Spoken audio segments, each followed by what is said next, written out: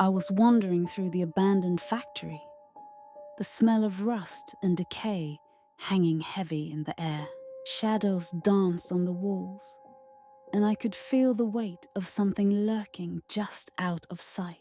My heart raced as I turned a corner, and there it was, a figure crouched, its back to me. At first, I thought it was an animal, maybe a stray dog, lost and alone. But as I got closer, I saw the truth. This was no ordinary creature. Its head was shrouded in a grotesque mask, resembling the hollow face of a pig. Lifeless eyes staring into the void. A chill ran down my spine. I froze, paralyzed by fear, as it slowly rose to its feet. I knew I had to run, but curiosity clawed at me. What was it doing here? I darted behind a stack of crates, breath shallow, heart pounding in my ears.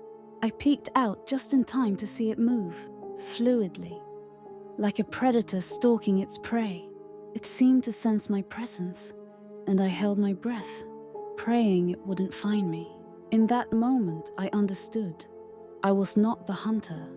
I was the hunted. As it passed by, I could see the glint of something sharp in its hands, a hidden blade glistening in the dim light. I could almost feel the weight of the fear pressing down on me like a heavy fog. Suddenly, a loud noise echoed from the other end of the factory.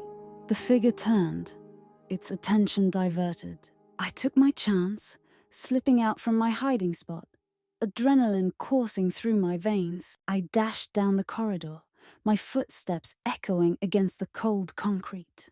But I wasn't safe yet.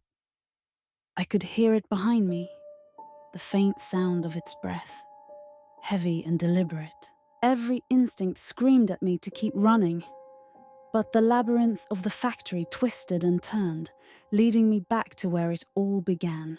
There it was again, the grotesque figure, waiting, watching. My heart sank. I was trapped. My only choice was to face it. As I turned, the creature lunged, and I barely dodged its attack.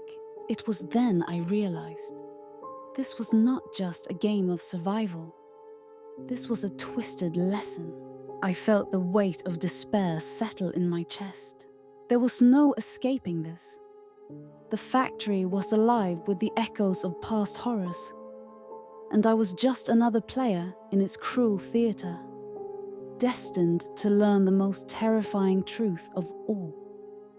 Sometimes, the real monster wears a mask, and it knows no mercy.